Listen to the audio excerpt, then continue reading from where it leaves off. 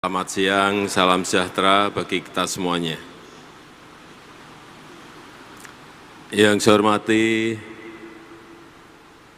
Menteri Sekretaris Negara Profesor Pratikno yang hadir bersama saya. Yang saya hormati Menteri Agama Pak Yakut Khalil Qomas. Yang saya hormati Menteri PPA, Pemberdayaan Perempuan, Ibu Bintang Pospayoga. Yang saya hormati Panglima TNI beserta Kapolri yang hadir juga bersama saya, dan staf khusus Kepresidenan Pak Ari Dwipayana. Yang saya hormati Gubernur Provinsi Sulawesi Tengah beserta Ibu. Yang saya hormati Rektor Universitas Tadulako.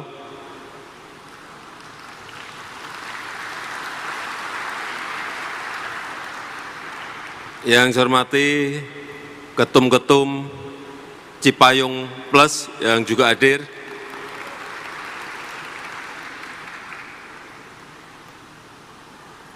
Yang saya hormati Ketua Umum PHDI Pusat,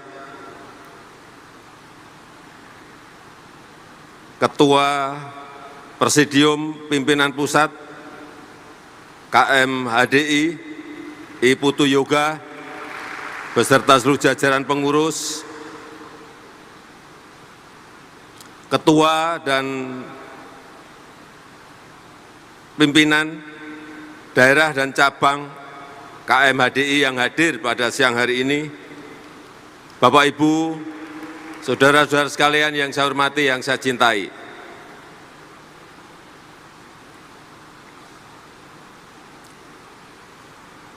Palu ini dari Jakarta jauh sekali.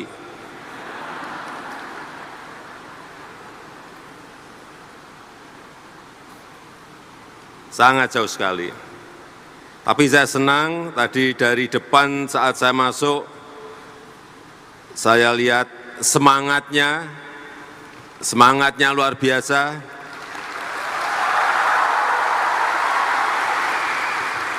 Kalau lihat yang semangat-semangat seperti ini, saya biasanya pengen bagi-bagi sepeda.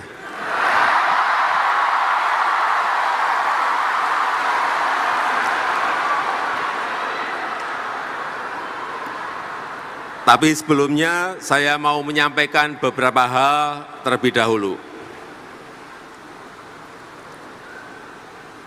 Bapak, Ibu, dan saudara-saudara sekalian yang saya hormati, tantangan yang kita hadapi saat ini, tantangan dunia saat ini betul-betul tidak semakin mudah, tetapi kedepannya juga akan semakin menyulitkan, semakin sulit, bukan hal yang mudah.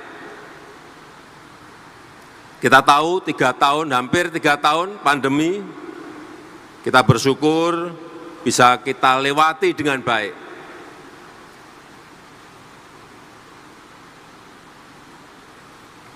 Tapi tantangan setelah pandemi bukan sesuatu yang mudah. Dan banyak negara-negara di dunia saat ini setelah menghadapi pandemi, ekonominya langsung jatuh.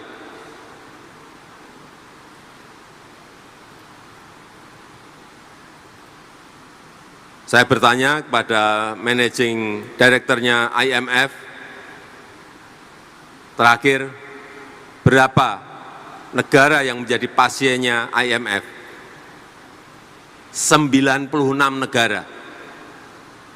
Hampir separuh negara di dunia sekarang ini menjadi pasiennya IMF. Artinya, sekali lagi, tantangan dunia saat ini semakin tidak mudah. Krisis ekonomi bisa mengatasi pandeminya, tapi nggak bisa mengatasi ekonominya. Krisis pangan bisa mengatasi pandeminya, tapi pangan harganya di banyak negara naik lebih dari 50%, ada yang lebih dari 100%. Krisis energi di beberapa negara di Uni Eropa, gas, BBM, naik bahkan ada yang sampai 700%. Kita kalau dinaikkan bensin 10% saja, mahasiswa demonya 2 bulan. Naik 20%, demonya 6 bulan. Itu ada yang naik gas sampai 700%. Bapak Ibu bisa bayangkan, saudara-saudara bisa bayangkan betapa tantangan dunia ini tidaklah mudah. Rivalitas dan geopolitik juga begitu. Tidak semakin mereda, tetapi semakin meningkat, memanas. Bukan hanya di kawasan di barat, perang Rusia dan Ukraina, tetapi juga di dekat kita juga mulai memanas. Kemudian yang tidak kalah menakutkannya adalah perubahan iklim, climate change, yang sekarang mulai dirasakan hampir semua negara. Yang biasanya dingin menjadi panas, yang biasanya panas menjadi lebih panas. Gelombang panas, super El Nino, sebuah hal yang harus kita sikapi dengan bijak.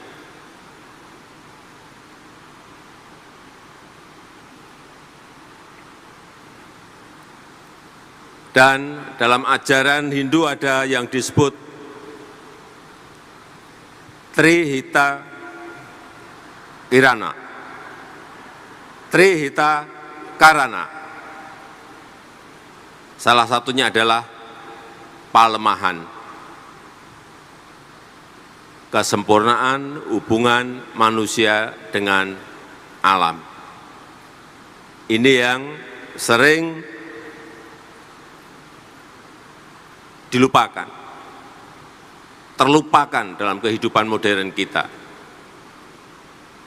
Kita berpikir seakan-akan alam baik-baik saja, tapi tahu-tahu datang gelombang panas di hampir sebagian negara di dunia ini. Oleh sebab itu, kita semuanya sekarang ini hampir semuanya dihantui oleh yang namanya perubahan iklim. Semuanya. Oleh sebab itu, semua negara sekarang ini berbondong-bondong masuk ke yang namanya green economy. Semuanya green, apa-apa minta green.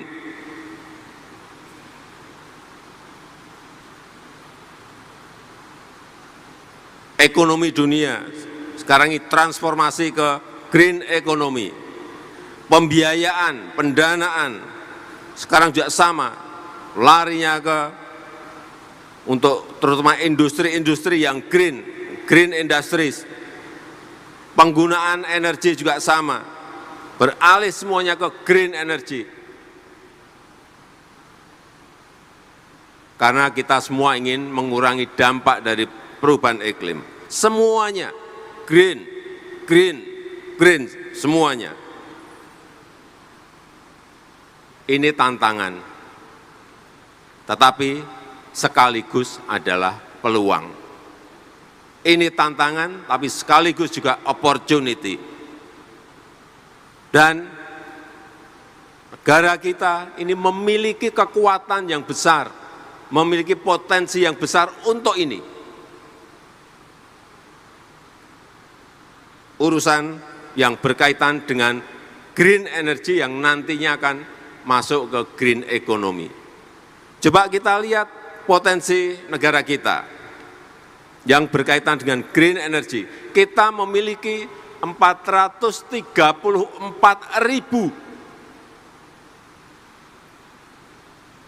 energi hijau. Baik itu yang namanya geothermal 24.000 megawatt, hydropower, sungai karena kita memiliki 4.400 sungai, potensinya 95.000 megawatt, solar panel, matahari, lebih besar lagi kita memiliki potensi 169.000 megawatt, angin, kita juga memiliki beberapa provinsi di Sulawesi sudah kita coba, hasilnya juga baik, kita memiliki 68.000 megawatt. Inilah potensi yang kita miliki, sehingga akan menarik investasi. Kita juga membangun Green Industrial Park, kawasan industri tapi hijau, seluas 30.000 hektar di Kalimantan Utara. Semuanya menggunakan energi hijau dari Sungai Kayan yang ada di sana. Kekuatan ini kalau kita gunakan betul, ini akan menjadi sebuah kekuatan negara kita. Karena negara lain tidak memiliki potensi energi yang seperti tadi saya sampaikan sebesar itu. 434.000 megawatt itu adalah kekuatan besar.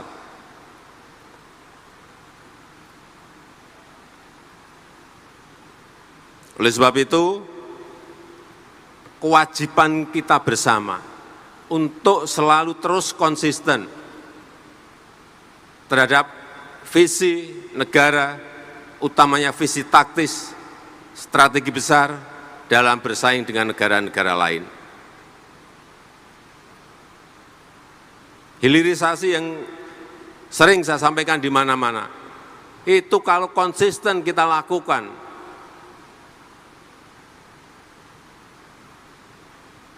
akan melompatkan negara ini menjadi negara maju. Sering saya berikan sebuah gambaran nikel. Sebelumnya kita ekspor dalam bentuk raw material, dalam bentuk bahan mentah. Per tahun nilainya kurang lebih 30-an triliun per tahun, ekspor hanya mentahan. Begitu mulai kita stop tahun 2020, stop ekspor harus dalam bentuk barang setengah jadi atau barang jadi. Melompat 1 tahun, angkanya menjadi 510 triliun.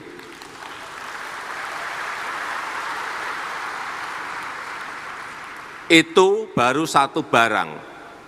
Kita ini punya barang-barang yang lain, komoditas yang lain, nikel, timah, tembaga, bauksit, batu bara, semuanya satu-satu, nggak usah tergesa-gesa, tetapi terus konsisten.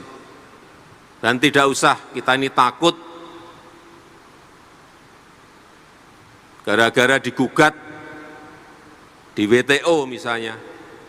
Enggak, jangan mundur.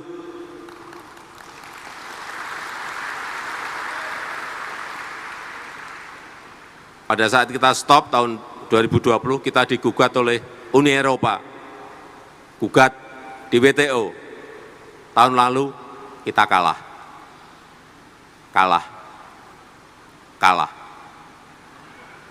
Tapi saya sampaikan pada menteri, menterinya tanya pada saya, Pak, kita kalah.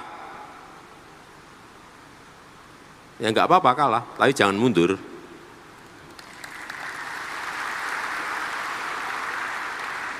Saya perintahkan banding. Kalah, banding. Udah. Yang ada di pikiran saya saat banding kan juga memerlukan waktu. Mungkin bisa 3 tahun, mungkin bisa 4 tahun, mungkin bisa 5 tahun. Industri kita sudah jadi.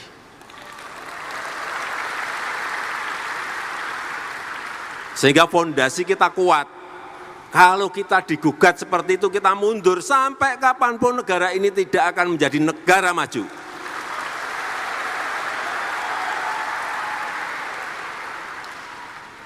Apalagi nanti CPO, nanti perikanan, kemudian rumput laut, semuanya masuk ke hilirisasi. Rumput laut itu kita nomor 2 di dunia, tapi kita ekspor mentan. Diindustrikan, hilirisasikan. Nilainya nanti akan kita lihat berapa kali lipat. Masa sejak VOC 400 tahun yang lalu, kita ekspor bahan mentah, sampai sekarang kita mau terus mengekspor bahan mentah. Untuk saya tidak.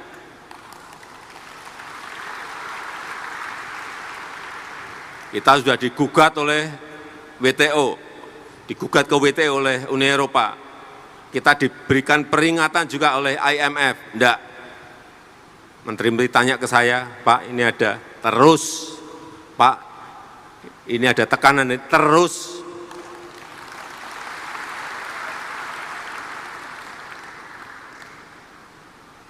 Karena kalau ini konsisten kita lakukan terus-menerus, tidak surut, perkiraan kita 10 tahun yang akan datang, GDP per kapita kita sudah mencapai 10.900 atau 153 juta. Kemudian 15 tahun yang akan datang akan masuk ke 15.800 US dollar GDP per kapita kita atau 217 juta. Dan pada saat Indonesia emas, hitungan kita sudah mencapai 25.000 US dollar income per kapita kita atau 331 juta. Artinya kita sudah masuk menjadi negara maju. Tetapi kalau konsisten, pemimpinnya tidak ragu-ragu, tidak penakut, maju terus, meskipun digugat, maju terus. Karena memang tidak akan ada negara manapun yang memberi kita karpet merah kalau kita tidak merebutnya sendiri. Enggak ada, jangan berharap itu.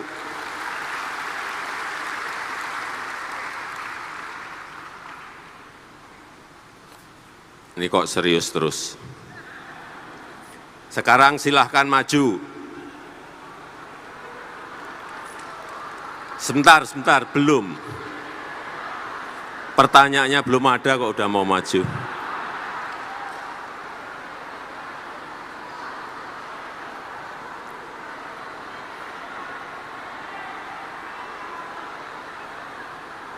Saya sudah muter di beberapa pertemuan, tapi belum ada yang bisa menjawab.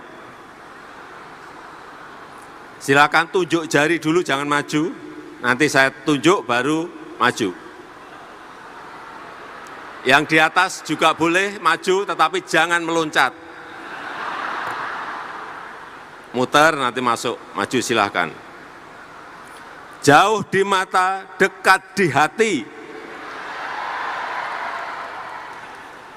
Boleh yang di atas satu, ya satu, silakan turun. Ya ini ya, yang depan biru depan ya silakan. Muter turun, ya.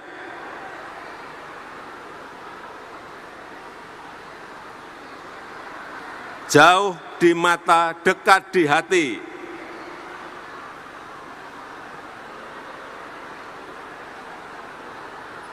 Ya laki-laki satu, perempuan boleh. Pakai kacamata, ya.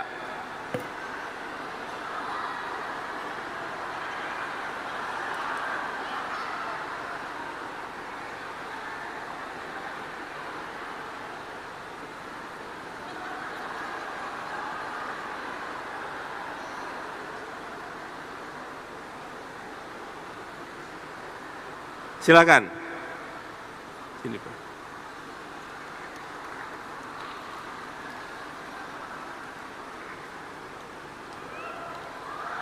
Silakan.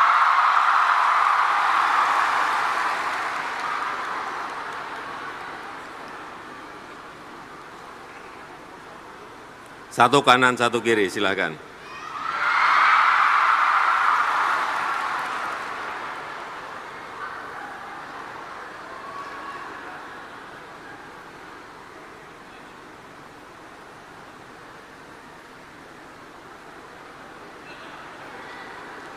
Dari nunggu mic. Oke, kalau gitu udah langsung saja. Kenalkan dulu. Shalom. Perkenalkan, nama saya Tirsya Riani Daniel. Saya dari Fakultas Teknik, dari Prodi Teknik Lingkungan. Tirsya Riani Daniel. Iya, Tirsya. Taisya, langsung dijawab. Jauh di mata, dekat di hati.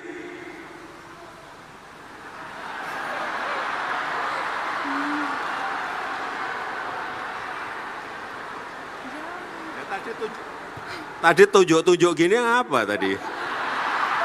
Mau dekat saya aja ini, Pak. Mau dekat dengan Bapak Jokowi.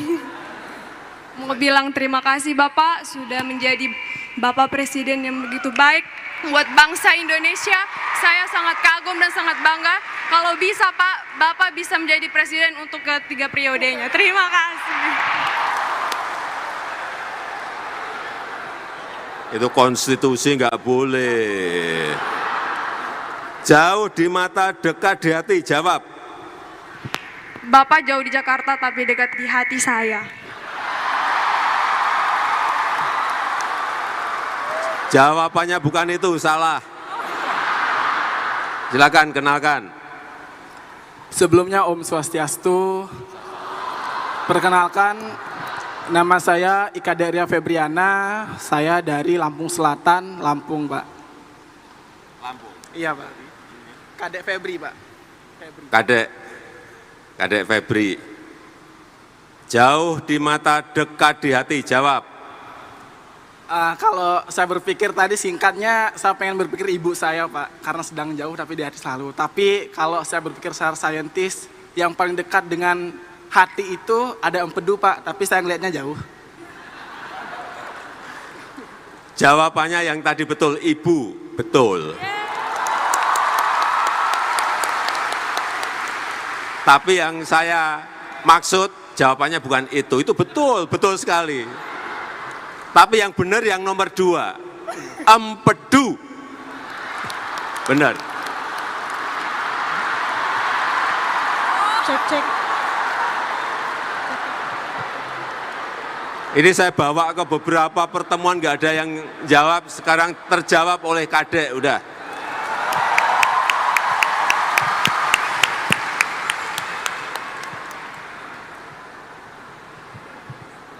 Untuk apa? Udah, jadi sudah terjawab, silakan kembali. Terima kasih banyak Bapak. Bapak bisa minta foto? Bapak bisa minta foto? Kalau boleh Pak. Iya, ini udah jawab kan, tadi saya janji sepeda ya, saya beri sepeda, udah. Saya Pak. Kalau Saya, foto Pak. berdua boleh nggak Pak? Foto bareng. Silakan kembali, apa? Minta foto berdua boleh tidak Pak? Udah dapat sepeda masih minta foto. Sama HP Bapak. Bapak sama. Ya boleh, ambil, cepat. Foto bertiga aja, foto bertiga selfie. Sini aku pegangin. Nanti kirim ya. Kamera belakang. Kamera depan aja. Lagi, Bapak bisa begini. Nah, Oke, terima kasih banyak Bapak. silakan Terima kasih kembali. banyak, Bapak. Sepedanya nanti diantar. Udah. Siap Pak. Nih,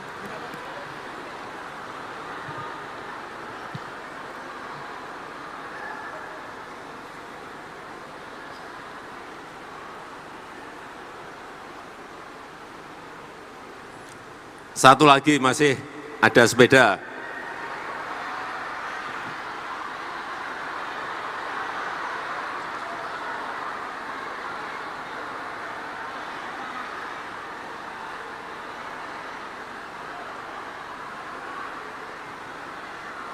apa yang masuknya miring, keluarnya miring.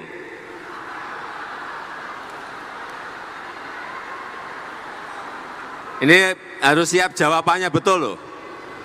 Jangan sampai nanti maju hanya pengen deket saya aja. Boleh, nih. Ya, Mbak.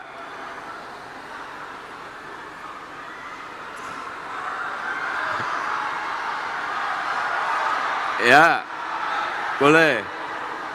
Ya. Nih, tadi yang gini, ya. Ya, pakai kacamata, ya. Ya.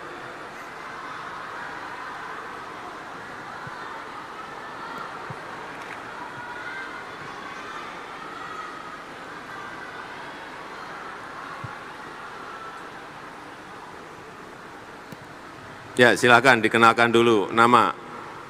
Ya, selamat siang. Aduh, saya gemetar, Pak. Nama saya Siska. Siska. Iya. Ya, langsung jawab Siska. Jawabannya adalah kancing baju. Silakan. Nama saya Sandi, saya dari Jawa Sandi. Timur. Dari Jawa Timur, Surabaya. Jawa Timur, ya. Jawaban saya tadi sama, tapi saya kasih jawaban yang berbeda biar berbeda. Jawabannya kain pancing. Apa? Pancing, kain pancing, kail pancing. Kail pancing. Ya, mirip.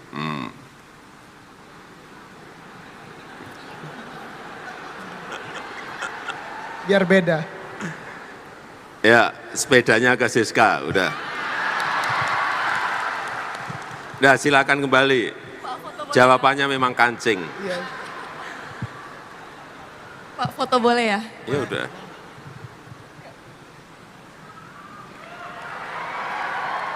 Dah, silakan Terima kasih, kembali. Pak. Ya, selamat. Selamat.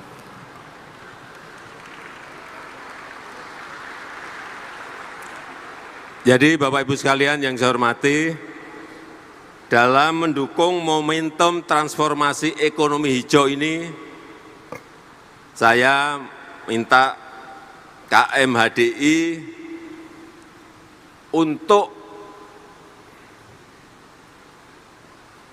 mempersiapkan diri, mempelajari ilmu pengetahuannya,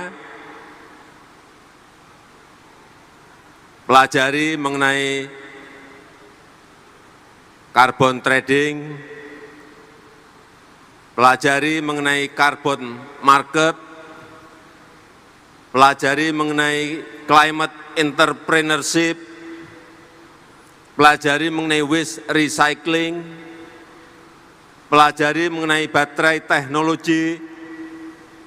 Ini mestinya yang berkaitan dengan ini, universitas, perguruan tinggi juga harus berani menyongsong, membuat jurusan, membuat fakultas yang berkaitan dengan tadi. Pak Rektor.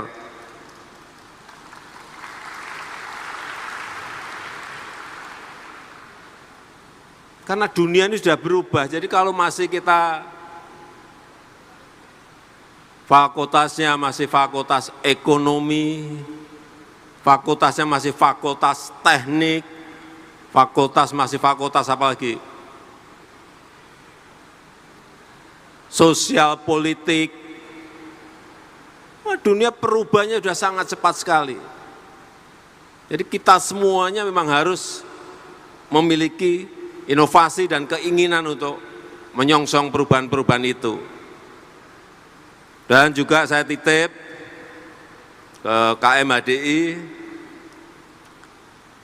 sosialisasikan mengenai jaga hutan, jaga air, pengelolaan sampah, terutama sampah plastik, mengurangi polusi, sudah mulai menjadi problem besar kita polusi saat ini.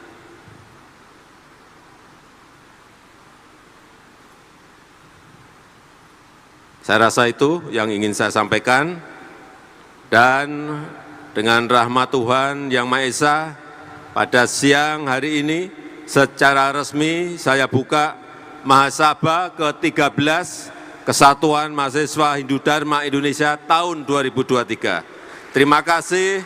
Om Santi Santi Santi Om. Assalamualaikum warahmatullahi wabarakatuh. Dilanjutkan pemukulan alat musik gimba dan dimohon mendampingi Menteri Sekretaris Negara Gubernur Sulawesi Tengah.